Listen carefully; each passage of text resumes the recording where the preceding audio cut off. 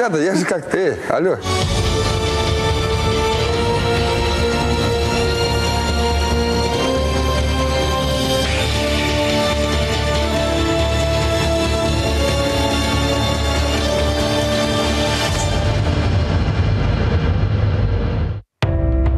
Вместо красной ковровой дорожки алый ковер с национальным орнаментом. Скромный фотосет съемочной группы, короткая автограф-сессия.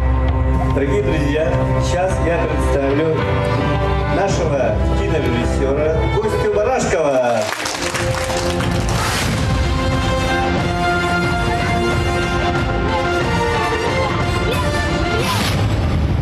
Режиссер Константин Барашков представляет долгожданное продолжение комедии с трудновыговариваемым для русских названием «Хамаи Бааска». Это имя главного героя, простого парня из якутской деревни, которого в большом городе ждут большие приключения.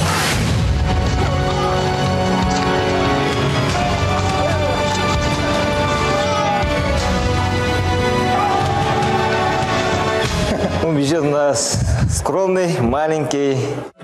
Скромный бюджет якутской полнометражки 300 тысяч рублей. Для сравнения, ровно столько в Москве за один съемочный день получает, например, Константин Хабенский или Сергей Безруков.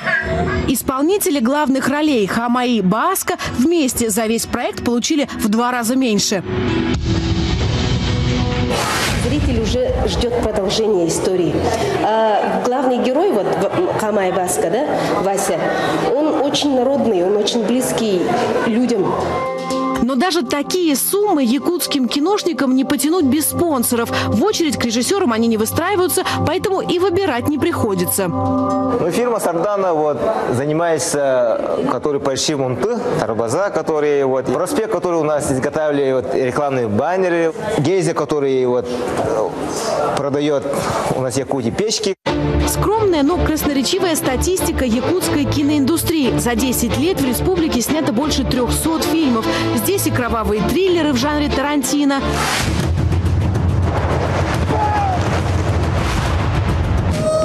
и эпосы в духе Никиты Михалкова. Готовность 10 минут. Все готовимся к бою. Готовность 10 минут. И артхаус,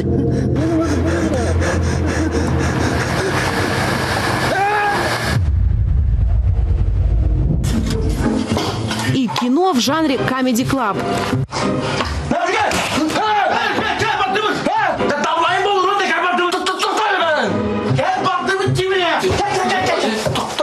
У нас фильм «Юбилей», этот фильм с Геной Калантаевым, он собрал больше, чем Хью Джекман, да? С фильмом «Железная сталь». Он собрал за один уикенд, да, 4 миллиона, а тот собрал меньше. Александр Данилов – директор кинотеатра «Центральный», кинопродюсер. Он первым в Якутске опробовал систему, по которой сами прокатчики спонсируют съемки. Вначале мы поддерживали всех. Наш кинотеатр показывал все фильмы. Сейчас мы уже смотрим, конечно, уже обратно возвращаем некоторые фильмы. Говорим, ребята, надо доработать. Для местных сценаристов и режиссеров Александр Джурович придумал схему под кодовым названием «Пятый элемент». В кино должны быть 5 чувств. Самое первое – удивление должен человек почувствовать. Потом почему-то у меня был страх. Потом смех. Потом восхищение и гордость. Если эти 5 чувств человек почувствовал в нашем кино, то я думаю, это успешный фильм. Где мы? Ау!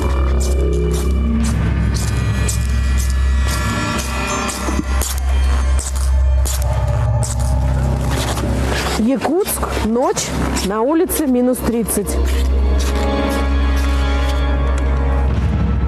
Заводской ангар, темнота, вокруг ни души. Ау! Здесь вообще есть кто-нибудь? Отличное место для съемки ужастика.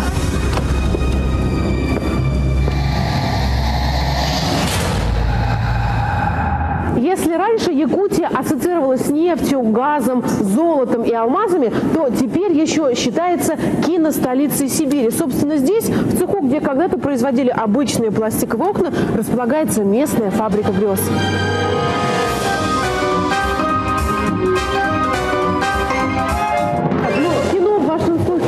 начинается? Ну, с подогрева помещения. У нас здесь отопления, можно сказать, нету. Полностью, да? Да.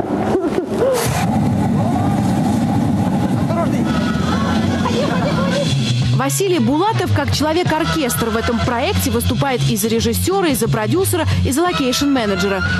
Ну, я поговорил с директором, спросил у него, может ли он нам на время одолжить свое помещение, потому что мы хотим снимать ситком, сериал. Вот. И он любезно согласился.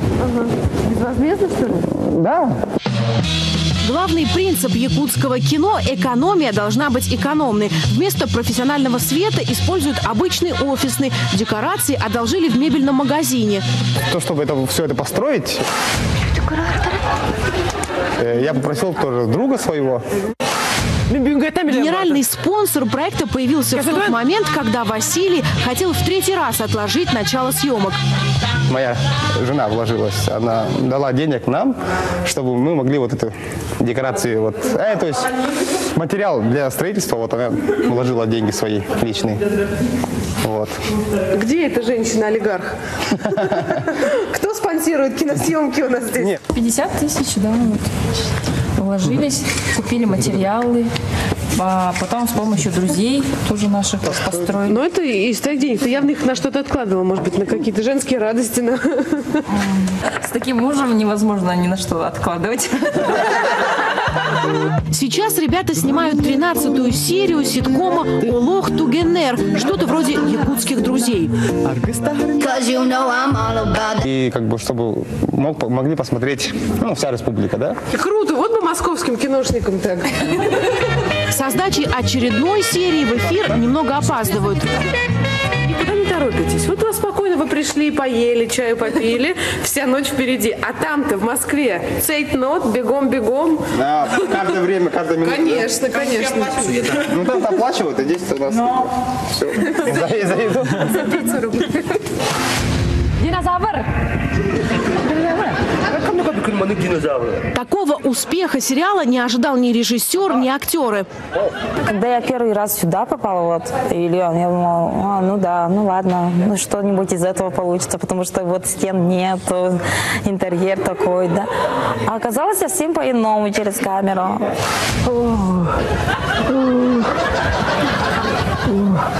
Стопроцентная звезда сериала Ньюгур Черов. У меня роль бизнесмен, молодой бизнесмен. Я взял дом, ипотеку. Вот. Ну, в общем, все как у людей, все как в жизни, да? Да. Больной, да. Режиссеры заметили Ньюгура в якутском цирке. На арене он выступает в костюме клоуна. Это стало решающим фактором. Почему тебя взяли на эту роль? Сам не знаю. Он же снимался в одном из первых фильмов Булатова «Герои», где пародировал Джеки Чана. Джеки Чан, когда ударяет же, он так делает же. И всегда улыбается.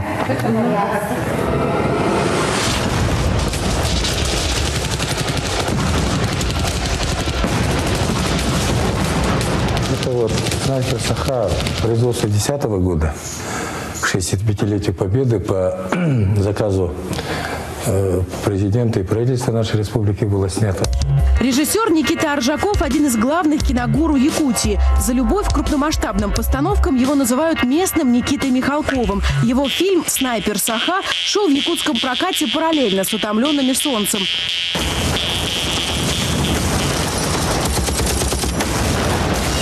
Ну, если так откровенно сказать, очень сложно было, конечно.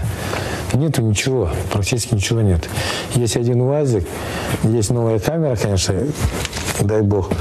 И это несмотря на внушительный по местным меркам бюджет исторического эпоса. Но бюджет 15 миллионов. По местным меркам это же много. Но есть ведь и другие картины по 300 миллионов. Фантастическая сумма в 300 миллионов рублей. Именно столько стоил фильм «Тайна Чингисхана», который по замыслу министра культуры Якутии Андрея Борисова, он же режиссер картины, должен был сорвать в прокате большой куш. Сын Шака! Однако «Тайна Чингисхана» стала большим фиаско якутского кинематографа. Ну, это «Тайна Чингисхана», который мы вложили, республика вложила $10 миллионов. И он заработал $1 миллион с лишним долларов. Провал я не вижу в том, что он сам по себе фильм какой-то, он просто оттолкнул инвесторов. Якутский университет культуры. Кастинг среди второкурсников актерского факультета проводят продюсеры творческого объединения «Детсад». В Якутии они почти что монополисты на рынке комедий. Мы все хотели кино сниматься, а нас никто не снимал. Взяли, написали сценарий, сами себя сняли. И вот уже прошел вот сейчас уже 9-й год, как мы уже занимаемся сферой кино. Сегодня отбор на роль в новом фильме, который выйдет к 8 марта. По жанру что-то среднее между романтической комедией и американским пирогом. По сценарию мы ищем вот такого стеснительного, но доброго, харизматичного молодого человека, который пока не умеет общаться с девушками. Продюсеры просят актеров показаться во всей красе. Голый торс, покажи нам торс. Покажи. Там же, допустим, будет сцена, допустим, голым торсом, а там с пузами это как-то неинтересно же будет. Каждого из претендентов просят спеть, ведь в якутском кино, как в индийском, не сцена без куплета.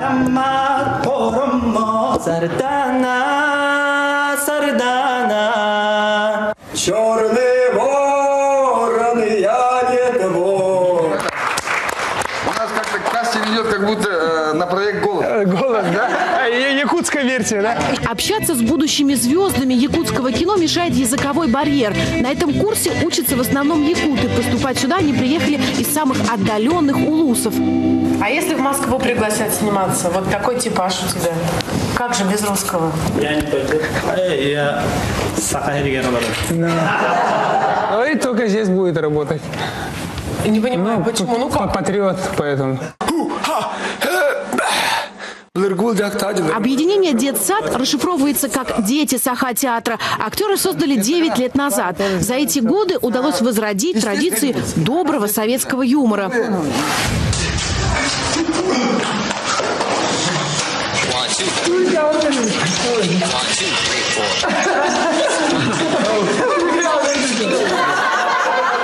Это Скиль, да? Это самый, народолюбимый герой. Как Шурик. Он как якутский Шурик.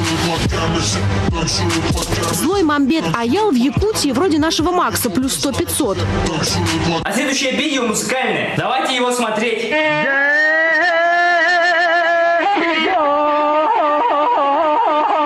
На самом деле это же очень опасно, ведь из трубы выходит газ.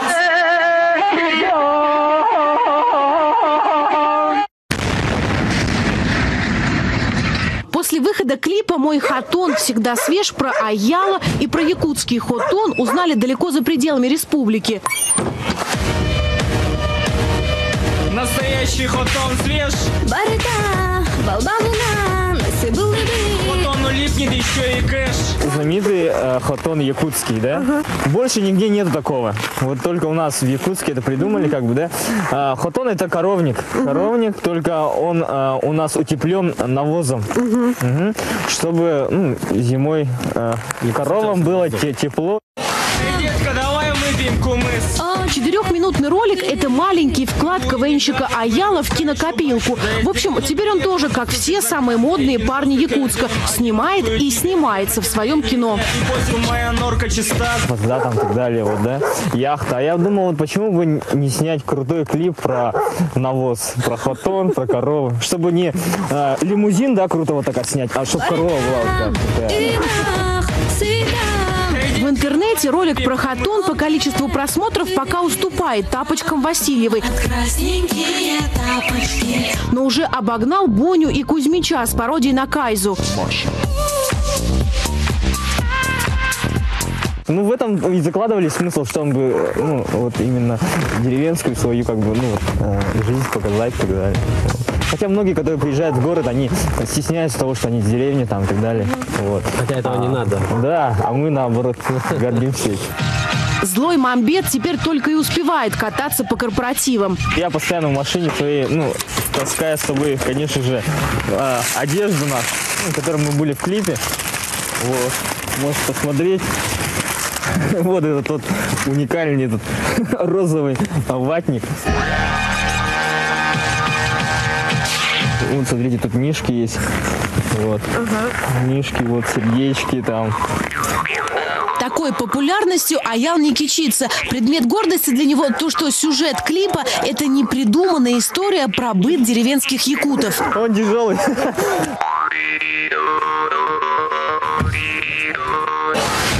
Сегодня выступление Аяла – подарок молодоженам от мамы невесты. Следующая песня посвящается самым красивым, самым умным, самым милым. Для вас, Джахталар, поехали. Настоящий готов свеж. К Новому году Аял собирается снять еще один ролик. Как и в случае с первым, затраты на производство будут стремительно близиться к нулю.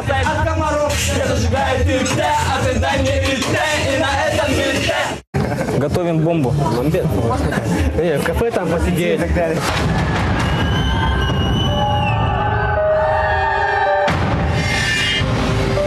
Это кадры из якутского бестселлера этого сезона. Картина «Посланник небес» про популярного якутского певца Александра Самсонова, который умер от тяжелой болезни в возрасте 20 лет.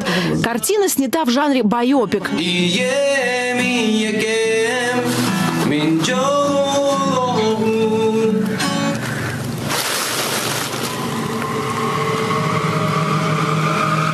Шурик.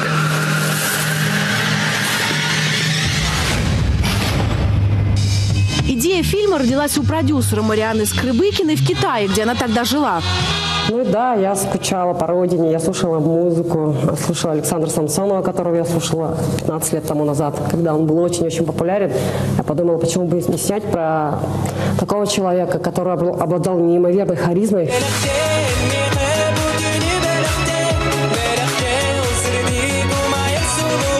История, снятая в духе Высоцкий «Спасибо, что живой», но про местную якутскую звезду прошлых лет, была обречена на успех. Сложнее всего это удалось объяснить маме певца.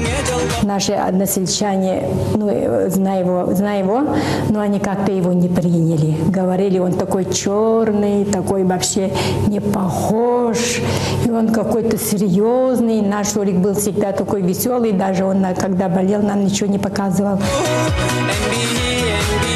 На сегодняшний день это один из самых успешных якутских фильмов. В кинотеатре с аншлагами он шел целый месяц. Шумооформление производилось в Китае, в Москве, в фильме заказывали. Потом сводилось все это в Якутске. Вот. И, наверное, 5,1 Dolby Surround звук мы осилили. При бюджете в 3 миллиона «Посланник небес» собрал кассу 8 миллионов рублей. Продюсер уверен, могли бы заработать еще больше, если бы не особенности национального кинопроката. К сожалению, фильм закинули в сеть, больше 20 заливаний. Только ВКонтакте было, по-моему. Сейчас будет разбирательство.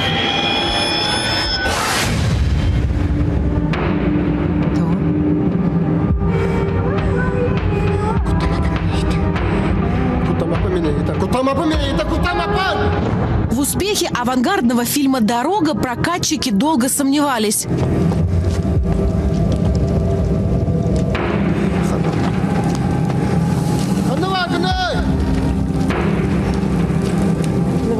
Режиссер Михаил Лукачевский так до сих пор и не может понять, почему его фильмам настойчиво приклеивают ярлык артхаусных.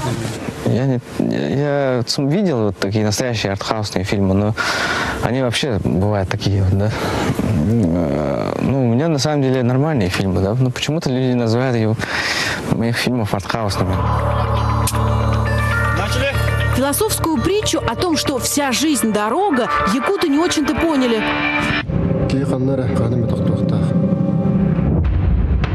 Одна дорога, и с одной стороны дороги стоит женщина, а с другой мужчина. Да?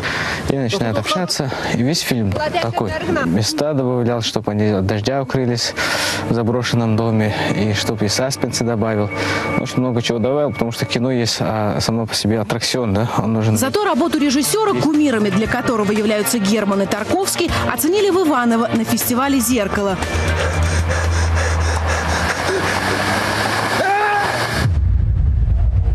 Если будет национальный колорит, притом еще и задета вот эта вот мифология, легенды наши будут задеты, это будет всегда с восторгом восприниматься нашим зрителям. Вот секрет якутского кино. Именно в культуре лежит.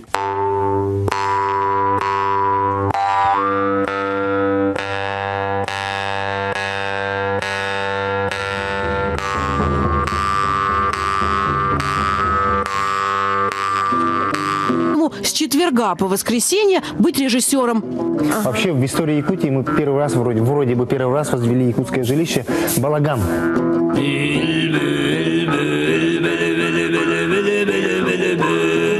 Евгений дебютировал в любимом для якутов жанре хоррора.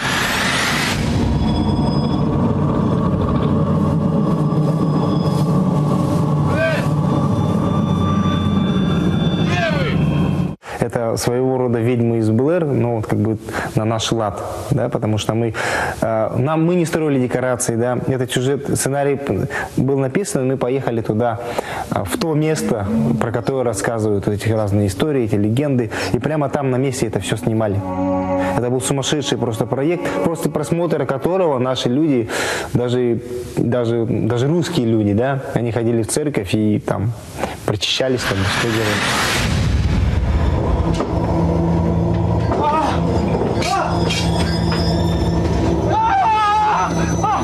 Страсть местных киноманов к фильмам ужасов режиссер объясняет особенностями якутского фольклора. Наверное, скорее всего, мера какая-то воспитания, уважение вот, духов, да, духа природы. Если ты растешь в якутской семье, тебе обязательно рассказывают страшные какие-то истории, да, поучающие. То есть ты не должен там в лесу громко говорить. Ой, это не междометие, это название якутской деревни. Местные ее еще называют Ойвудом. Ну, конечно, по аналогии с Голливудом. Ведь именно здесь делается наибольшее количество натурных съемок. Я так понимаю, что это такие особенности национального кинопроизводства. А да? Что делать-то? Прокатываем дорогу, чтобы низкие машины туда.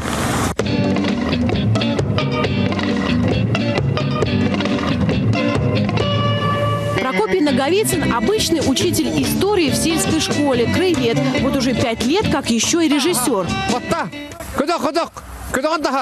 У меня фильмы в основном эти про детей и стариков. Потому что мы снимаем деревни, у нас артистов нету. И эмоции детей и стариков не обманывают, у них глаза такие. На улице сейчас минус 30. Съемки на натуре продлятся 2 часа. Кажется, все это смущает только нас.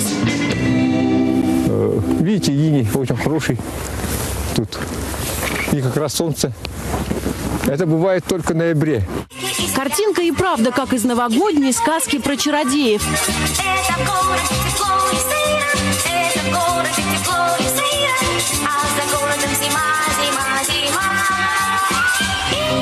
Ребята перелезут забор и по спирали побегут. Это у них тренировка. И тут натоптят место, где будут бороться. Это документальная короткометражка «История одного поражения в бою». Ведь борьба – традиционный спорт для всех якутов. Снимаются в кино 10-летние ученики Прокопия. Раз, два, три, ура! 60 с лишним простой сельский учитель взялся за камеру не ради тщеславия или денег. Для него это просто способ поймать уходящую натуру. В школах не хватает у нас фильмов таких для детей. И для стариков тоже не хватает. В основном сейчас снимают для юношей, для молодежи, американские фильмы и тому подобное. А свои фильмы, чтобы такие духовные фильмы нам нужны.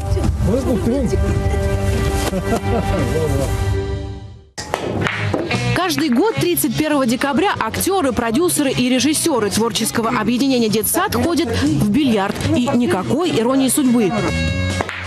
Каждый день видимся. Каждый день. Больше своих, наверное, родственников, да? Родителей больше. Каждый день видимся. Да? Они снимают кино с завидным для российских кинодеятелей постоянством. За 9 лет 13 фильмов. Вот только русскому зрителю понять их юмор помешают трудности перевода.